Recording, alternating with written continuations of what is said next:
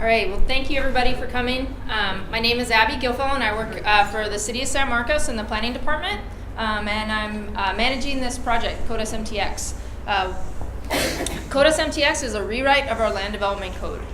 So it is what we're trying to do with CodeSMTX is to create a modern code that offers a better toolkit for development in San Marcos. We're growing really quickly and rapidly as a community. That growth is anticipated to continue, and so planning is really important. It's important that we as a community take a proactive role in making sure that we're designing for that growth that comes here over the years. So what does a development code do?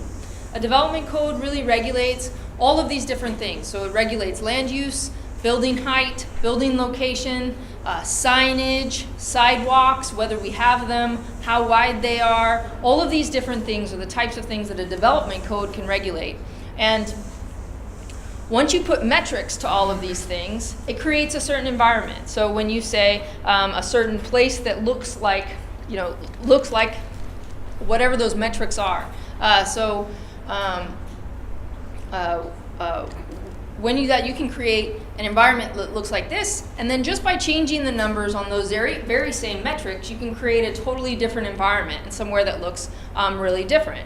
Right now, one of the problems with our code is that we have a one-size-fits-all. So we have, for commercial zoning, we have a certain amount of metrics that say, okay, your building has to be set here, here's your setbacks, here's how much parking you need. We have all of these metrics, and they're the same regardless of where you are in that commercial zoning district. So if you are on Old Ranch Road 12, if you're on I-35, if you're on Thorpe Lane, your zoning looks the same. The minimum standards for development in those areas, which is what a development code does, is it gives minimum standards for development. The minimum standards are the same. And that's not what our comprehensive plan called for. Our comprehensive plan envisioned areas that look different. Not everywhere looks the same. We have places like downtown that look like our downtown.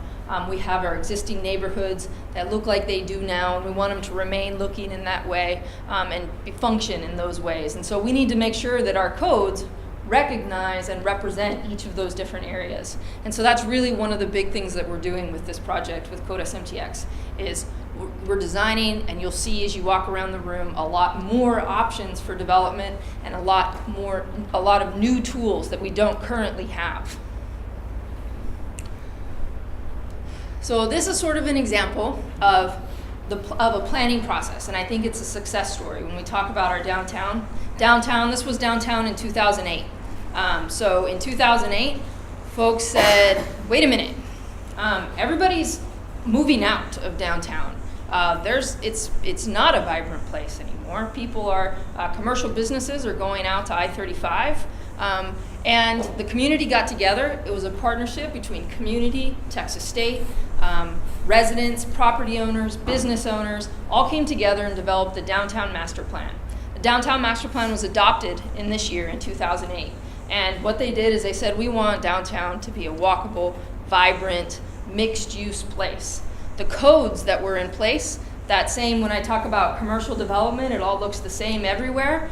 Those same codes that required setbacks and parking, they all existed downtown as well in these areas. So you'll see when you walk off the square and when you walk around a little bit off your downtown, you see some of the new development that was done in the 80s and 90s, and it's set back with parking in the front. It doesn't look like everything else, our historic square that is around it. Well, that was because the development codes called for that during that time. So the community got together and they said, hey, one of the things we need to do as part of the Downtown Master Plan, as part of our vision, is change the codes in downtown in order to create the type of place that we want. So in 2011, we went through and we created a new code for downtown, new development code. So development code is the one that has the rules. The Downtown Master Plan created the vision, and the development code came in and created the rules, and it placed new rules there in 2011. And those new rules started to enable that vision that the community came up with to happen. So rules don't make stuff happen. Rules don't mean somebody tears down their building and builds one that's the way we want it, but it enables it. And so that's what the code in our downtown did. So this is in 2011. And now, on that very same corner, it looks like this. It's a vibrant place, and it's a lot of what was envisioned in 2008 during that master plan. So that's a pretty incredible story, I think, to look at planning, and just 8 years later, this is the kind of place that's developed that really is in line with that plan. So that's what we've done here with our master plan. And now we're taking it up a notch, right? Our master plan is a vision for the entire community. So it's a much bigger process and a larger vision. What we're doing with CodeSMTX is we're creating the tools to be able to implement that vision. We're not talking about rezoning properties right now with CodeSMTX. So like I said, with the downtown plan, that's what we did. We did more of a two-step process. We created a vision, and then we went in and we rezoned all the properties in order to implement that vision. With CodeSMTX, we're not doing that. It's a much bigger place, the whole city, and it takes a lot more care and attention, as well as the fact that a lot of the city probably doesn't need to be rezoned. Actually, it doesn't. We want to keep a lot of the existing zoning districts that are there. So there's a lot more work that goes into that. What will happen after CodeSMTX?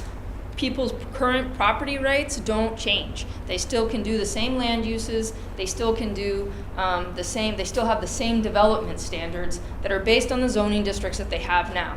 What does change is that we have new options for new development. So as new development comes in, they have new choices that are in line with the vision of the comprehensive master plan. Right now, those options don't exist for that. So when we see new development come in, a lot of times what they have to do is do PDDs or other sorts of things. So they have to create their own codes because the options aren't there. Or they build under our codes now, which we don't really like, and they don't implement our vision. So the way that will happen is a phase 3. After CodeSMTX is adopted, we start to understand our code as a community, understand what it creates, how it works. Then we start to go ahead and implement it and put it on the ground. And we can do that in one of two ways. One way is that property owners can come and request for their zoning to be changed. So they can come and request a zoning change. Just like happens now, in the same exact process, property owners can come in and request a zoning change. Everybody around them gets notified. That goes through a public hearing process through City Council.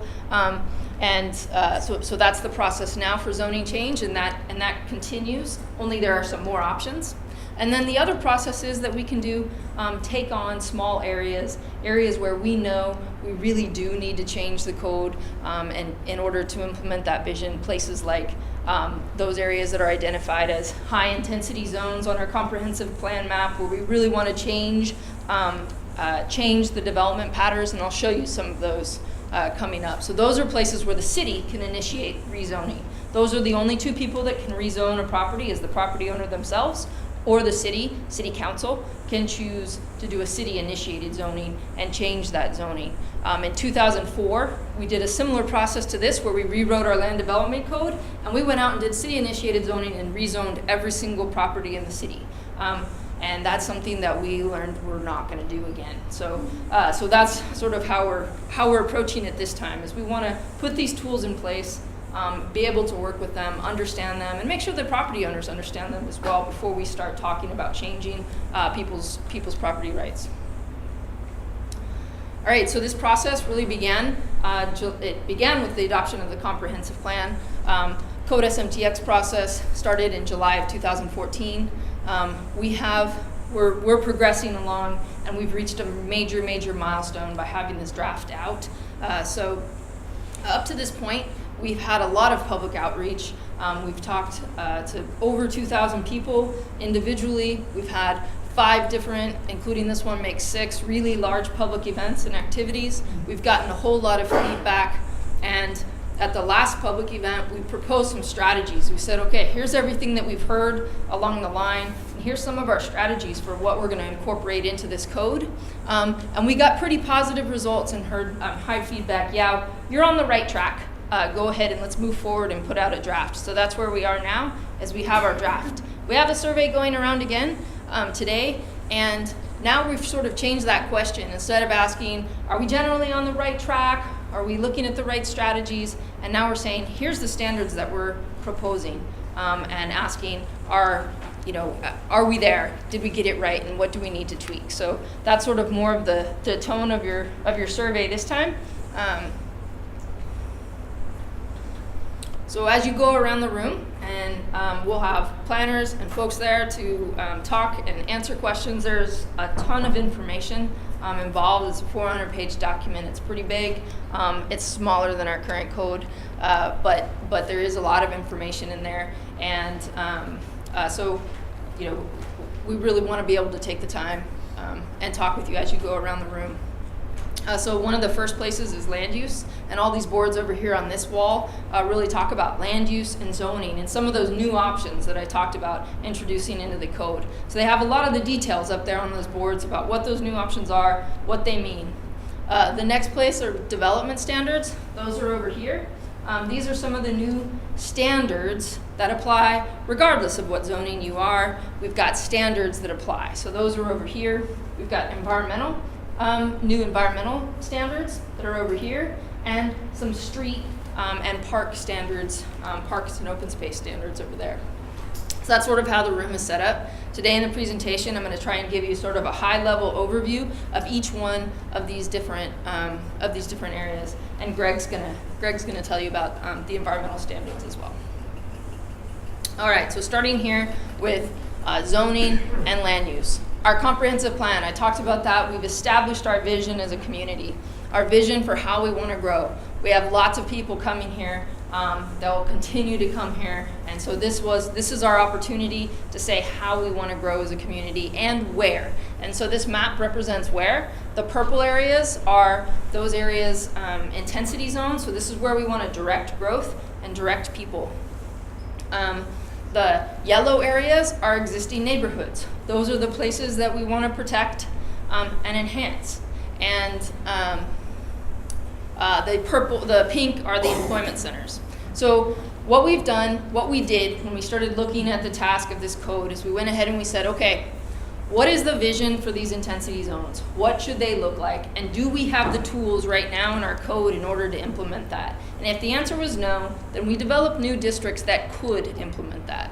So that's for intensity zones. We did the same thing in neighborhoods. We said, all right, in neighborhoods, we have these goals from our comp plan. Do we have the tools to be able to implement those goals? And a lot of times, yes, we do. But there are some goals in there that we weren't seeing the type of development that we wanted to see. So particularly when we talk about high density residential development, as well as medium density residential development. High density are those large apartment complexes.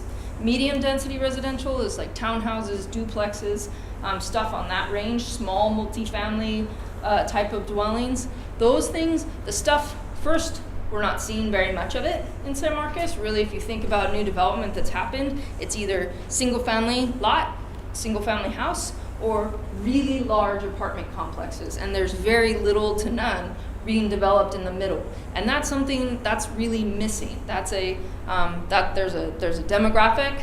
Not everybody wants to live there in those, but there are a lot of folks that do, and that's also a really important tool to be able to provide affordable housing for families. So that's something that we're not seeing in San Marcos. That was a problem, and that's something that we tried to address. So one of the things we did is we said, okay, those medium and high density residential districts that we have right now, they're not working.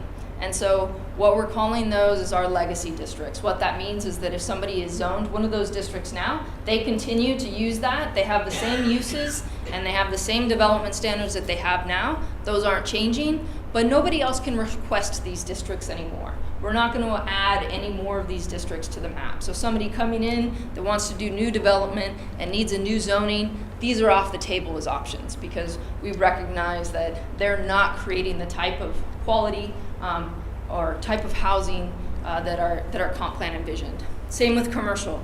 A lot of our commercial districts are not creating the type of development that our comp plan envisioned. So those will be in that same category. They're legacy districts. We're not rezoning them. They remain, but nobody can ask for them anymore. And those are areas that as we move into that phase 3 and start talking about rezoning as a community, we'll do that through our neighborhood planning process that we started. We'll continue on that process and we'll be asking folks, are there areas that really do need to be rezoned? So I'm going to go in really quickly. First thing to look at are the category of character districts. So the comp plan said these are areas that are supposed to be high density, they're supposed to be mixed use, they're supposed to be walkable. This is where we're directing people. This is where we want to direct a lot of growth to these areas. They would build out over time. So this is an example of, for example, this is Thorpe Lane and Springtown Lane. So this is that intersection right there. This area could essentially build out over time in order to reach. So this is the vision that was set, is that these areas could redevelop to accommodate a lot more people. They could be in mixed use environments. The problem is right now, these are the zoning districts that are on the ground there. Those are commercial, community commercial, multifamily, 18 units per acre, multifamily 24, general commercial, office professional up here. So there's 5 different districts, each one on each individual property. That means that can't happen. That vision cannot happen under our current zoning configuration in these areas. And so we've created a new district that would allow that development that you saw earlier. So there has to be a new district in order for that vision to play out in this area. That's an area of change. The other place that we're seeing a lot of in San Marcos is, as we're growing, we have folks coming in and doing a lot of master plan communities around the periphery. So we wanted to make sure that we've got good standards for those. We want to start with a baseline. Right now, what we see for those master plan communities is folks come in a lot of times and they do what's called a planned development district. You'll see that over here where we talk about that on this board over here. But a planned development district is essentially when you say, I'm doing a master plan community. Your codes, the codes that you have in place really don't work for what I'm trying to do. And so I'm going to create my own codes for that. And that makes sense. You do need more flexibility. A lot of times we see some nice developments out of those master plan communities. But we also want to make sure that as a community, we start with a baseline so that we say we have that baseline to start with. And we also have districts that work better in those areas. So this is the baseline that I talked about. We have on our comp plan map low intensity areas. Low intensity areas are those both our agricultural lands to the east as well as over the Edwards Aquifer on the west. A lot of those are really environmentally sensitive lands or agricultural lands that we want to preserve. What we have there is 50% of those areas would have to be preserved in a character district 1 or 2. That means 1 means no buildings at all, 2 means 1 building per 20 acres. So these are really large lot areas. That's half of those properties.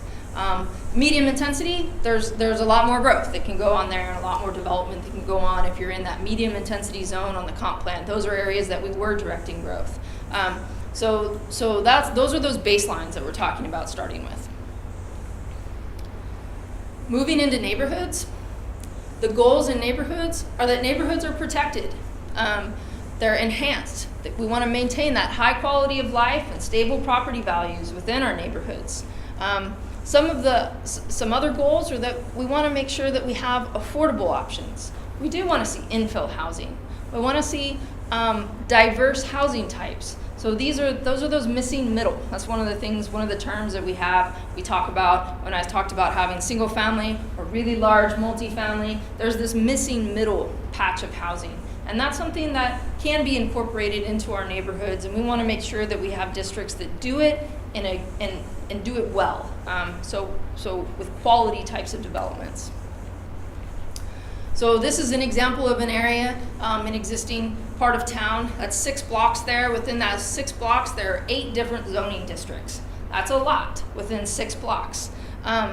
We've got 2 or 3 neighborhood districts that would accommodate all 8 of those different districts. So again, sort of simplifying and adding more diversity, more options for housing within a district is something that is possible. So you see there, a possibility of a cottage style type of product, allowing some smaller lots, but putting them around a courtyard, having what faces the street look just like the other buildings that face the street. So those types of standards to allow a little bit more housing. That's an affordable option. It's a for sale affordable option. So it's a smaller lot, which is what makes it affordable, but it's also a for sale product. And then the other place is corridors. So looking at employment centers, creating better standards for those places that are gateways to our city, both along I-35, as well as gateways to downtown, gateways to our neighborhoods, making sure we have better, higher standards for those places. They should be places where people enjoy being outside, even if they're not in a car. So if we think about a lot of our corridors right now, the only place you want to be is in a car if you're on them. And so we want to make sure that we have places that you want to be walking and shopping in these areas as well, or living along. So that's really taking a look at land use from that higher level. Again, that's all over here on these boards. Next, I want to talk a little bit about development standards. So these are things that apply across the board in all zoning districts, and one of the big things that we're adding are buffers and transitions. So when we talk about diverse housing types, one of the things that goes along with that is making sure we have good transitions and buffers, so that so some of the things that we're adding those transitions and buffers to our code. We don't have these at all right now, but we're adding them on several different levels. One level is on the comp plan level. So when we thought about that when we saw that preferred scenario map before, when you have high intensity zones where we're directing people, and we have existing neighborhoods, you have boundaries between those. And so right now, we don't have any standards for buffers or transitions along those boundaries, and that's something that we've put in place. We've also put in place standards for buffers and transitions along boundaries between zoning districts. So if you have two zoning districts that are real different from each other, you need a buffer, you need a transition between those. And so a transition is typically when you're building heights transition down, so you're not going from 5 stories to 2 stories. You have to have a period there where there's a transition, and a buffer is usually space. So that's actual physical space. So that's kind of the difference between buffers and transitions, and we have both. The other place that we do is for, even on the smallest level, for infill housing. We want to make sure that as we're adding infill housing, that it's matching the houses around it. So in order to do that, we have things like setback ranges. So you look down the street, where are the houses along that street, and new houses that go in need to match the setbacks along the street, as well as height. So you're not putting a 3-story kind of McMansion next to a little cottage, that sort of thing. So we have standards for those, which we haven't had before. We're looking at our tree ordinance. We want to make sure to preserve our tree canopy. It's really important. The comprehensive plan talks about developing a coordinated tree preservation and planting program. And so one of the things that we did is we really increased our mitigation standards, which means that when you remove a tree for this purpose of development, you have to replace it with more trees now because you removed that tree. So we're really increasing our standards by double for that. We're also putting in place a fee in lieu. So if there is no room to plant those trees on your lot, you can pay into a fund. That fund can be used by other programs in the city to plant trees where we need them. Uses. This is another really important piece of our code. With uses, we have enhanced our ability to regulate by use. So looking at, this is a land use matrix, an example of a land use matrix. What that does is it goes through and it says, okay, if I'm zoned this, what kinds of uses can I do? And so before in our code, we had 3 categories before. We had, yes, you can do that use, no, you can't, or go to Planning and Zoning Commission and ask for a conditional use permit. Those were the 3 options. We've introduced another option that's called a limited use, which means yes, you can do it, but there are all of these standards that go with it. So standards like maybe it can't be any bigger than this, so there's standards on the size of it, maybe the number of employees, the hours of operation. Depending on the type of use, there's all sorts of standards that can go along with that. So you can see, for an example, the other thing that we're doing is updating our uses. So we're adding things that are new uses that we're seeing now that we didn't see before and that weren't on our map. So things like community gardens, urban farms, those are new uses. Another new use that's come along is short-term rental. That's something that's really popped up with the advent of things like Airbnb, some of those other sites that allow people to share their homes in a really convenient way that's made that really take off as a use. And so one of the questions as you go around that we're asking about is we want to ask about short-term rentals. That's not something that we have proposed right now in the code, but it is something that our city council will be talking about on July 19th. And so we wanted to use this opportunity to get a little bit of feedback from folks that are coming through. Some of the things that we think about with short-term rentals are that there's really different classifications of those. There's ones where somebody lives there, this is their permanent residence, and they're renting out maybe a room, maybe an accessory dwelling, maybe they rent their house when they go on vacation, but the primary use on that lot is as a residence and somebody lives there. Another type of short-term rental is when there is no resident there, nobody lives there, and it's being rented out on a consistent basis as a short-term rental. Under that, there's also two categories there. Sometimes that happens in a commercial area, sometimes it happens in a neighborhood. And so those are the questions that we're asking in each of those different circumstances. How strictly should we regulate those? And that information will be able to be passed on to City Council for their discussion. This brings me to Greg, who's going to talk to you guys about environmental standards.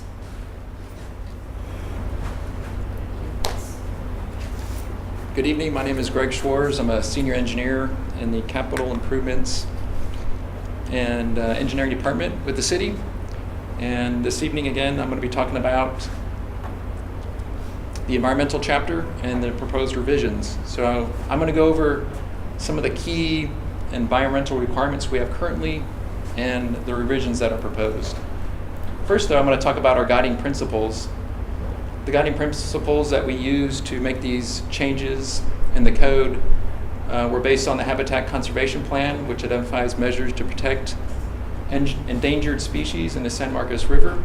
And kind of underneath that is the Water Quality Protection Plan, which was developed to basically provide standards and recommendations in order to meet those goals that are outlined in the Habitat Conservation Plan. In addition, there's a comprehensive master plan, which Abby talked about a little bit. Some other things in that comprehensive master plan that were talked about include incorporating low-impact development, providing opportunity for regional detention, providing scientific standards for development in environmentally sensitive areas, and also providing watershed-specific regulations. Could you hold the microphone closer to it? Sure, you bet. Can you hear me? Is that much better? If I break out in a song, hopefully you don't mind. I have this urge now. All right. So, based on where you are in the city, there are different environmental requirements, and there will be 4 distinct areas that I'll be talking about this evening. There's going to be general areas. There's the area that's on the Edwards Aquifer Recharge Zone.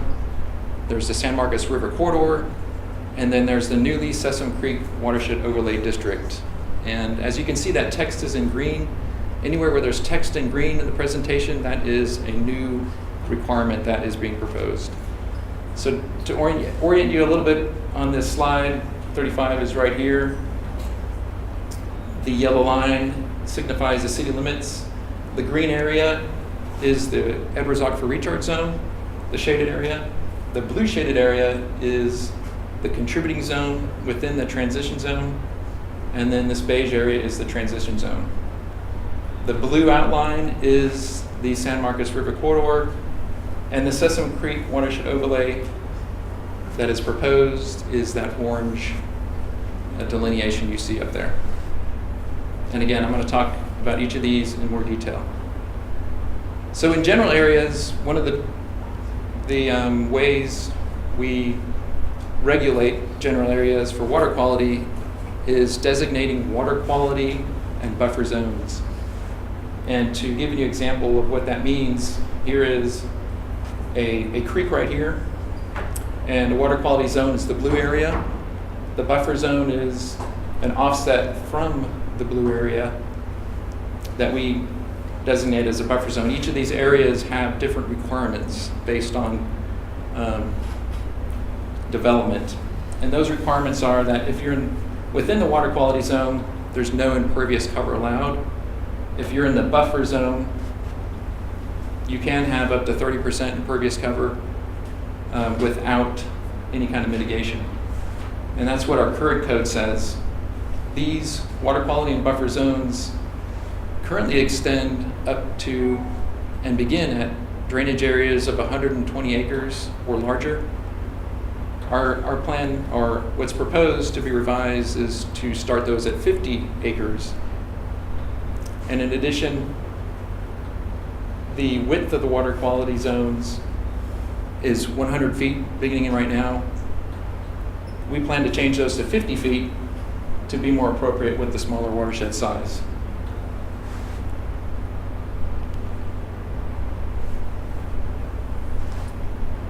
All right, moving on to the Edwards Aquifer Recharge Zone. So currently we have impervious cover limits. Right now, if the size of the developable site is 3 acres, or up to 3 acres, the limit is 40% impervious cover. If it's between 3 and 5 acres, there's an impervious cover limit of 30%. And 5 acres or more, there's an impervious cover limit of 20%. Again, that's our current code. One change we propose to make is that porous pavement, which we're seeing more and more these days, is going to be viewed as regular pavement, so it won't be credited as it pertains to these impervious cover limits. However, you can use porous pavement as a water quality best management practice. In addition, there are water quality requirements on the recharge zone, and our current code says that the total suspended solids is limited to an increase of no more than 20%, which would occur naturally. We propose to change it to 85% removal of increased total suspended solids. Now this is 5% higher than what TCQ, the state, currently regulates, which is 80%. And it is also consistent with the requirements of past developments that have occurred in the city, such as with Paso Robles, currently known as Kissing Tree, and also La Cima.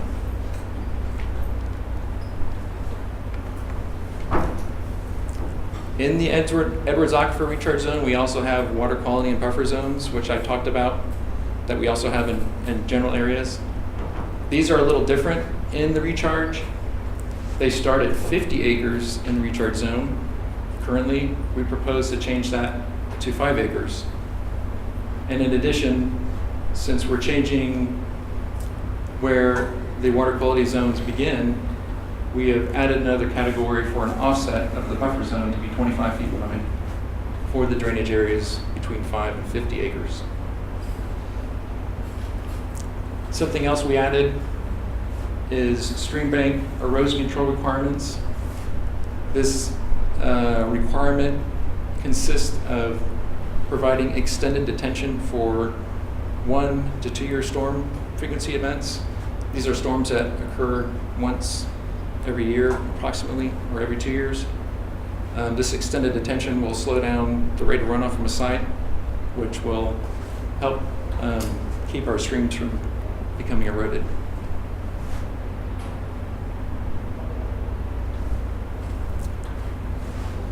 Our next area to talk about is the San Marcos River Corridor, which we are changing to be the San Marcos River Overlay District.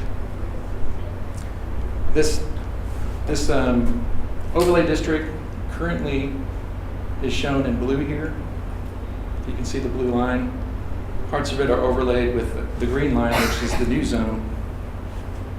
Within the San Marcos River Overlay District, there are certain impervious cover limitations, and there's also water quality requirements. We're not going to change those. The only thing we're proposing to change is increase the limits of the zone to what you see here. So the overlay district will be getting wider, mostly in areas where it's currently undeveloped, which is downstream of I-35. In addition, within the San Marcos River Overlay District, we are going to include the stream bank erosion control requirement. All right, lastly, we have the Sesame Creek watershed overlay district. And this is a completely new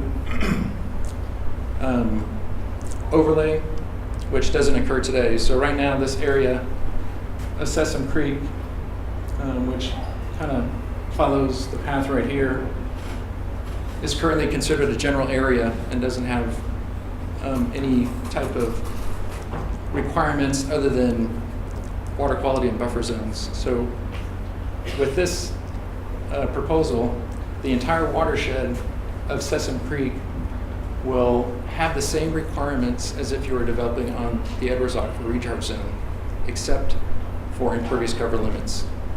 That means you'll need to treat, the development will need to treat for water quality requirements as listed in the Edwards Aquifer Recharge Zone chapter or section. And in addition, we will also include the stream bank erosion control requirement within this area. So this is in line with the Water Quality Protection Plan, which I spoke about, which supports the Habitat Conservation Plan, which talks about treating for water quality for the entire drainage area that drains to the headwaters of the San Marcos River. So this is a step in that direction to start treating that water quality. And with that, that concludes the changes to the environmental chapter. Thanks, Greg. All right. Okay, so this takes us to our very last thing, and then we want to make sure that we've got time to get feedback from you all and to go through the surveys so that you get time to go through the surveys as well.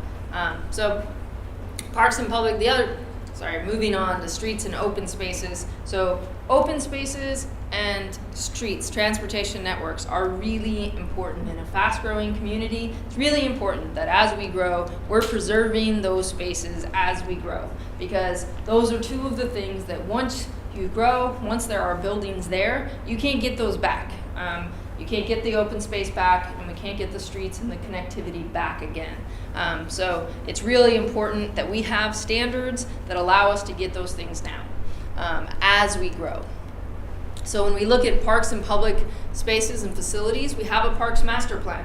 What we're doing with CodeSMTX is we're adopting the recommendations from that parks master plan directly into the code.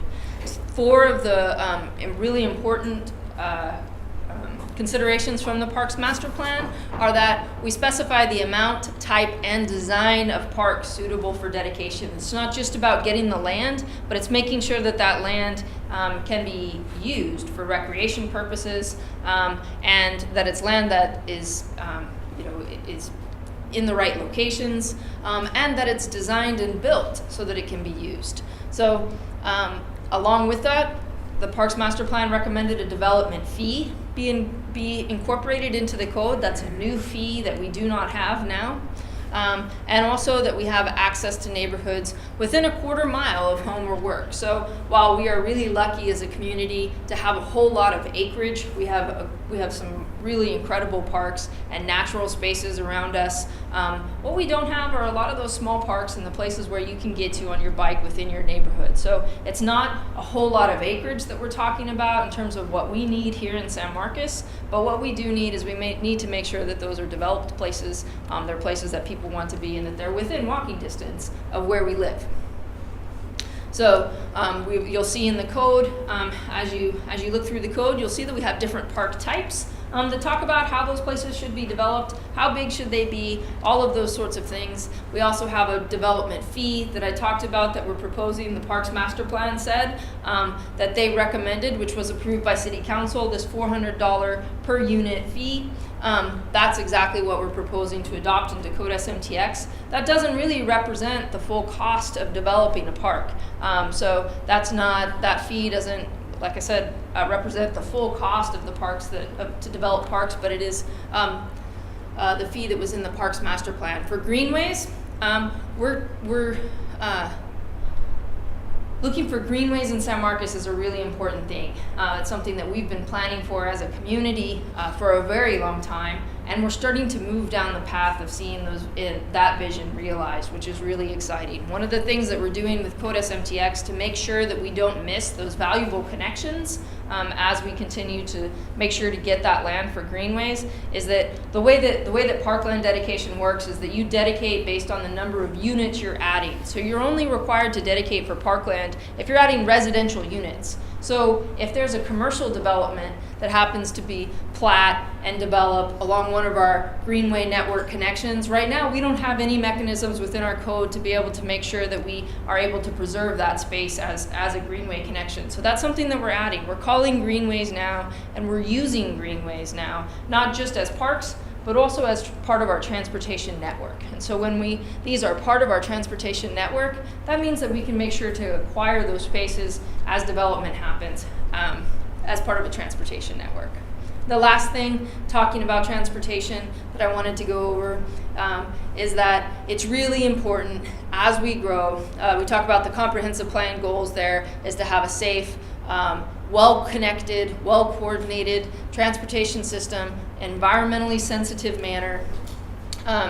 And we talked about, so one of the most important things along that in terms of a well-connected system, a system that encourages walkability and bikeability, is somewhere that is a gridded network where those streets are connected. So that way, the way that transfers into a code is that we're not just measuring the distance from point A to point B and making sure you have a connection there, which is what our code does right now. It says you have to have a connection. You can't have any road segments longer than such. What we're doing is we're changing that now and saying, okay, what we care about and what we're measuring is the block perimeter. So now you have to make sure you're connecting that block within a certain distance, as opposed to only caring about or measuring the distance from point A to point B. So that's a really important piece of some of the proposals in our code. We have some mechanisms to enlarge that block if needed, things like pedestrian passages. We have allowances for things like if you run into railroad tracks or rivers or creeks where you can't connect that block. We have those sorts of allowances built in. We also have specific roadways designed for sensitive environmental areas, like over the Edwards Aquifer, where we don't want that real curb and gutter type of use, and we want to minimize the amount of pavement. And then we've designed bike lanes. So these don't exist in our code right now. So we're putting in there bike lanes, how they should be built, how they should be designed, and requiring that when you build large roads that handle a lot of traffic, that we have separated bike lanes so that they're safe. And that concludes our presentation. So thank you very much for coming. Like I said, we're going to have planners all around the room, and I really encourage you to ask questions. It is a lot of information. So thanks.